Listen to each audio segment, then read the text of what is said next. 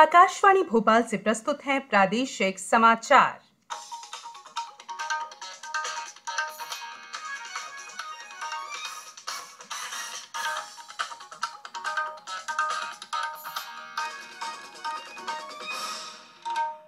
नमस्कार, समाचारों के साथ मैं संयुक्ता बैनर्जी। कोरोना संक्रमण के मद्देनजर सभी श्रोताओं से अपील है कि लापरवाही न बरतें।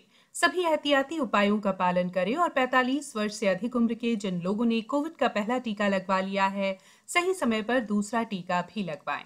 3 आसान उपायों का पालन करें और सुरक्षित रहें। मास्क लगाएं, 2 गज की सुरक्षित दूरी बनाए रखें, बार-बार हाथ धोने और साफ सफाई का ध्यान रखें और टीका लगवाएं।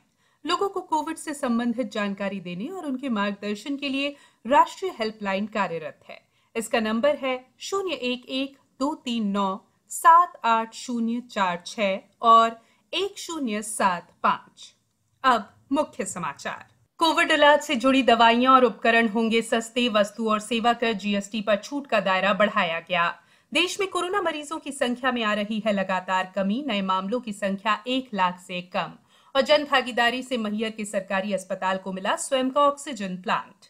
अब समाचार विस्तार से। वस्तु और सेवा कर जीएसटी परिषद ने कोविड इलाज से जुड़े चिकित्सा उपकरणों और दवाइयों पर जीएसटी छूट का दायरा बढ़ाने के लिए गठित मंत्री समूह की ज्यादातर सिफारिशें मांग ली है। वित्त मंत्री निर्मला सीतारमण ने नई दिल्ली में संवाददाताओं को जानकारी देते हुए बताया कि परिषद एंटीफंगल दवा एम्फोटेरिसिन बी और एंटीवायरल दवा टोसिलीजुमैब पर जीएसटी से पूरी तरह छूट देने पर सहमत हो गई है। वित्त मंत्री ने कहा कि अन्य महत्वपूर्ण दवाओं में रेमडेसिविर पर भी जीएसटी 12% से घटाकर 5% कर दी गई है। स्वास्थ्य मंत्रालय द्वारा स्वीकृत एंटीकोगुलेंट दवा, हेपेरिन और अन्य औषधियां, ऑक्सीजन उत्पादन करने के उपकरण और इससे संबंधित उपकरणों पर भी जीएसटी कम करके 5% कर दी गई है। इसके साथ साथ कोविड जांच किट, पल्स ऑक्सीमीटर, तापमान मापने के उपकरण, हैंड सैनिटाइजर भी अब सस्ते हो जाएंगे। देश में कोरोना मरीजों की संख्या में लगातार कमी आ रही है। आज लगातार छठे दिन नए मामलों की संख्या 1 लाख से कम रह गई।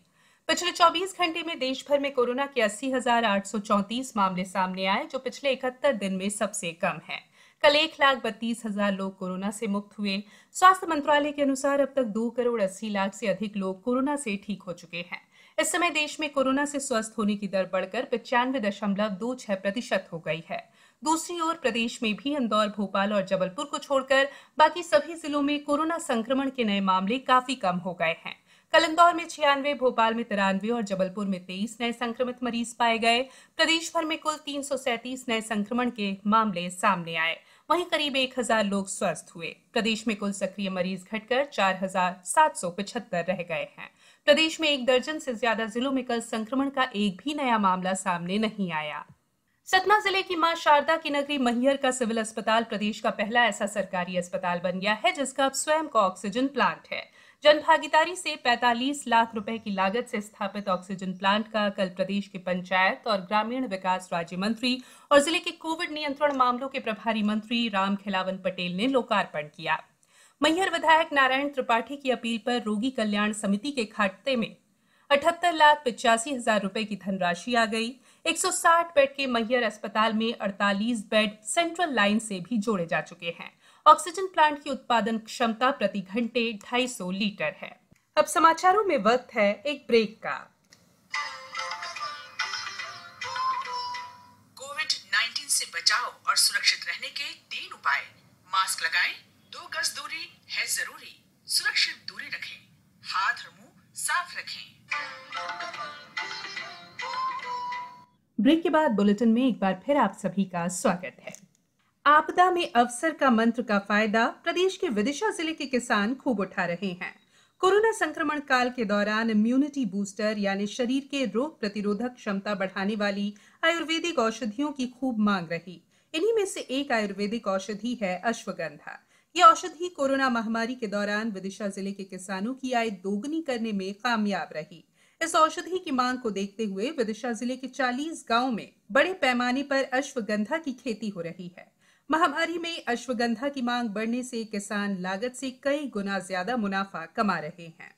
देश में अब तक 25 करोड़ से अधिक लोगों को कोविड वैक्सीन की डोज दी जा चुकी है। स्वास्थ्य मंत्रालय ने बताया है कि भारत के टीकाकरण अभियान के कल 148वें दिन 31,67,000 से अधिक वैक्सीन की डोज दी गई।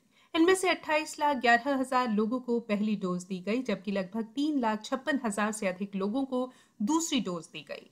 अब तक कुल 25 करोड़ 28 लाख से अधिक कोविड वैक्सीन की डोज दी जा चुकी है।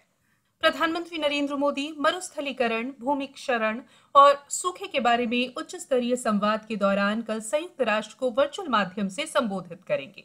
उच्च स्तरीय संवाद में मरुस्थलीकरण, भूमि क्षरण और सूखे से निपटने में किए गए प्रयासों में हुई प्रगति का आकलन किया जाएगा। इसमें मरुस्थलीकरण के खिलाफ संघर्ष करने और पर्यावरण व्यवस्था की बहाली की कार्य योजना भी तैयार की जाएगी। सऊदी अरब ने कोरोना महामारी को देखते हुए लगातार दूसरे साल अपने नागरिकों और निवासियों के लिए वार्षिक हज यात्रा सीमित कर दी है।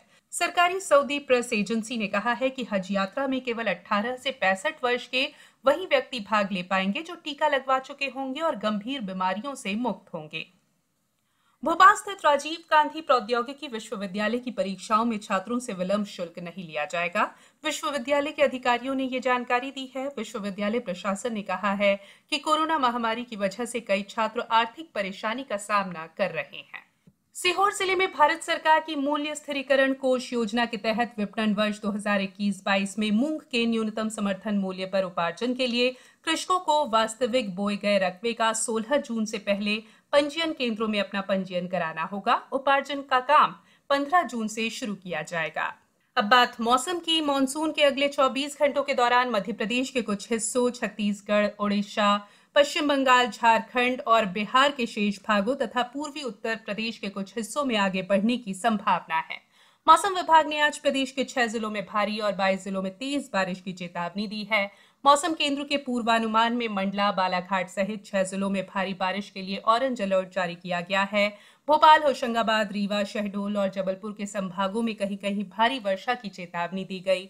मौसम विभाग ने सीहोर, रायसेन सहित 22 जिलों के लिए येलो अलर्ट जारी किया है। अब कुछ समाचार संक्षेप में।